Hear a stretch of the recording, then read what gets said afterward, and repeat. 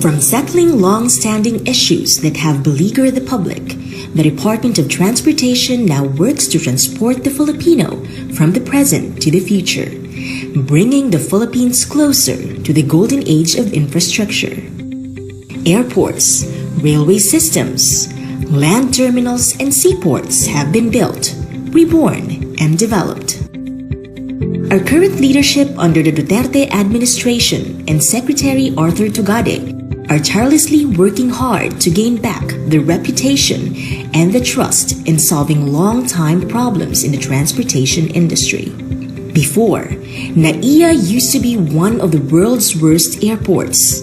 In just 2 years, it was awarded and recognized as one of the most improved airports in the world. NAIA Terminal 1 has new glass aero bridges and 2 rapid exit taxiways. NAIA Terminal 2 is undergoing renovations. Before, airports used to be plagued with cases of laglagbala and bukas bagahe. These incidents have significantly decreased with new guidelines and a policy for zero tolerance for harassment and extortion of passengers. Before, Clark International Airport used to be an overlooked and underutilized airport. Today, it reaches new heights as more and more flights are offered.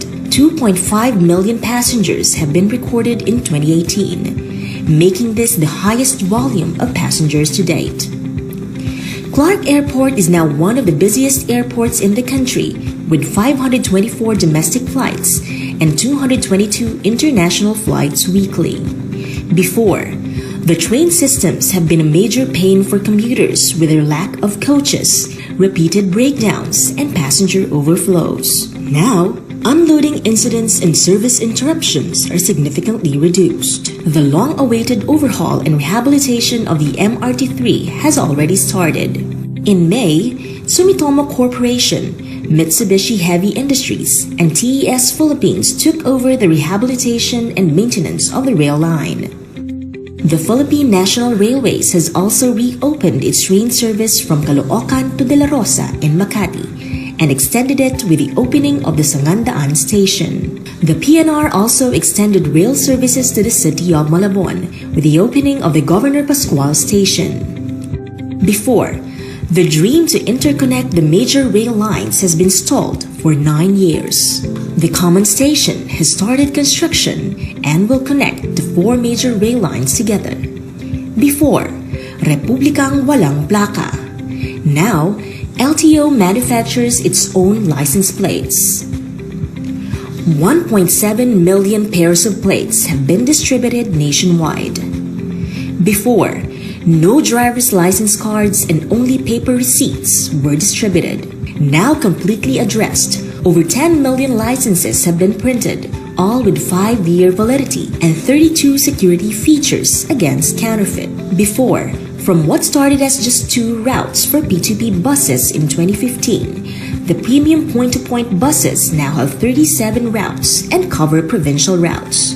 Before, the long outstanding balance of Philippine Airlines. This has finally been settled with the DOTR. Before, fixers and long lines with manual transactions have always been the impression for frontline agencies. Now, platforms for online transactions have been launched. Before, for more than a decade, there was no direct shipping route from Davao to Manila. In 2018, the route has been re-established. Before, the Philippine Coast Guard was decades behind in resources and equipment. Now, the PCG has acquired fast patrol boats, multi-role response vessels, plus a rigid-hull inflatable boat.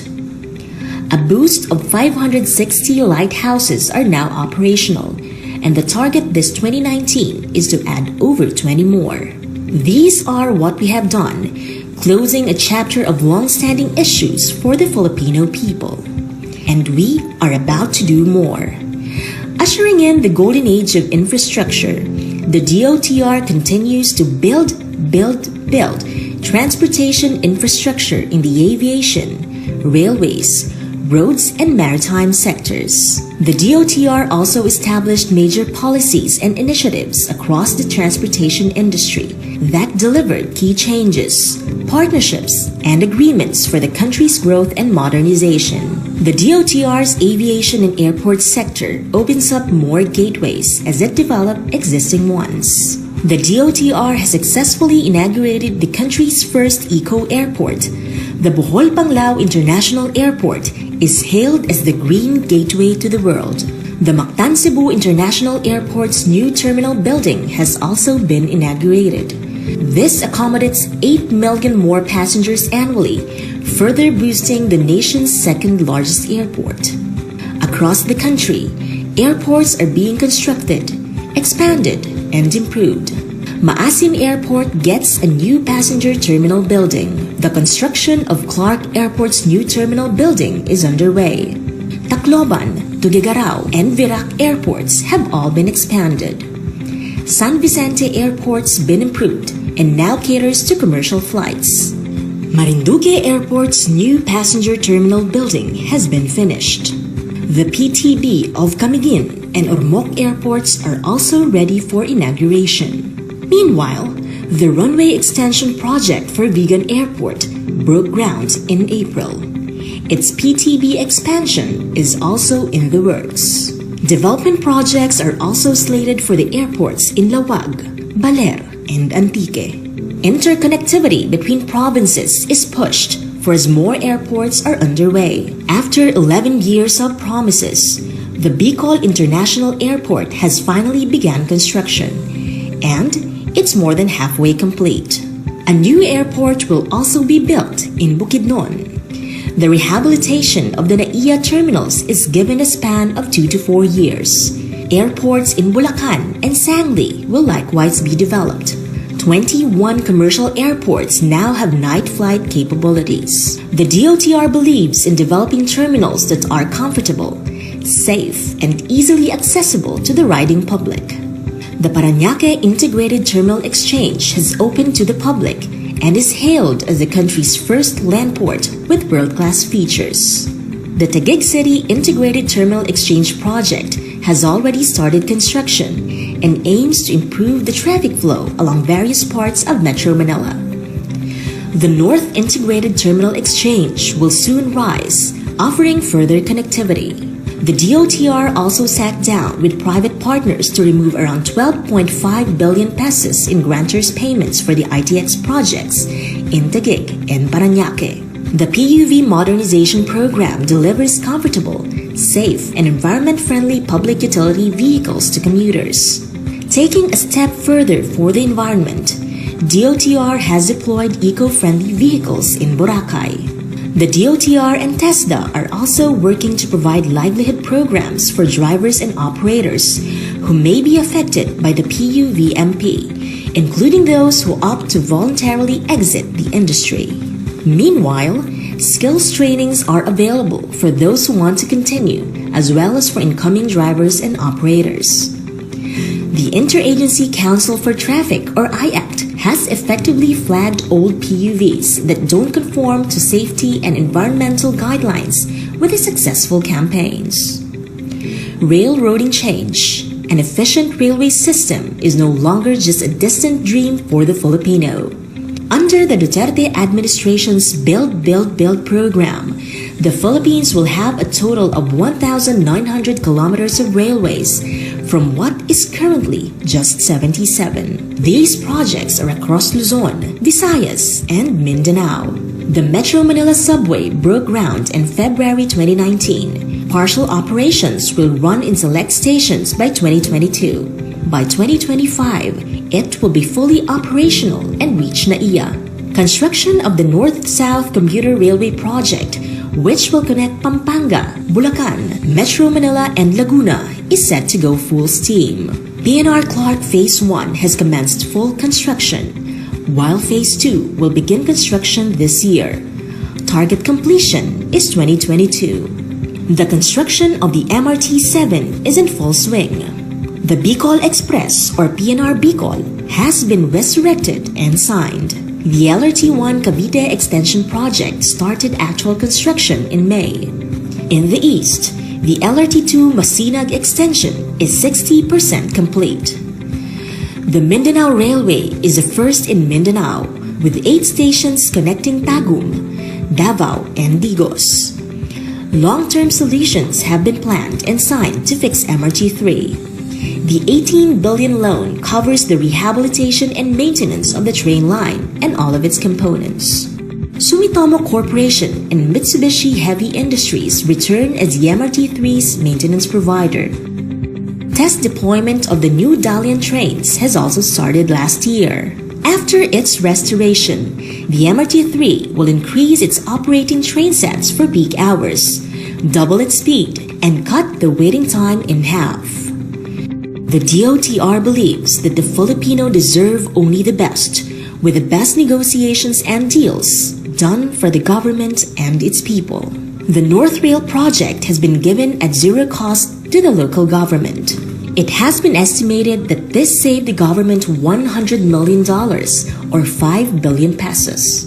Demolition of posts built along the old alignment is ongoing. MRT-3's Dalian trains have also been modified at zero cost to the government. Across the Philippines, massive improvements have been made in the country's seaports, its facilities, and agencies. Together with the PPA, the DOTR has completed 200 commercial and social and tourism ports targeted to bring convenience to everyone. Ports, as well as passenger terminals, are nearly finished and rolled out. Malalag Port in Davao del Sur is 94% completed with ongoing construction. The rehabilitation of the Makar Wharf and the construction of its port operations building in General Santos City are now finished. Cagayan de Oro is nearly done at 95.21%. Sasa Port's new PTB was inaugurated in 2018 and is now providing comfort and convenience to its passengers. After being damaged by an earthquake in 2013, serious repairs have been given to Tubigon Port. In just 9 months, the renovation was completed. The country's first barge terminal, or the Cavite Gateway Terminal, opened in 2018, decongesting roads by moving cargo and people through waterways instead. To strengthen the maritime industry, the Marina has submitted its proof of compliance with the European Maritime Safety Agency, or EMSA. This aims to improve the country's maritime performance, education, training, and certification system with Filipino seafarers.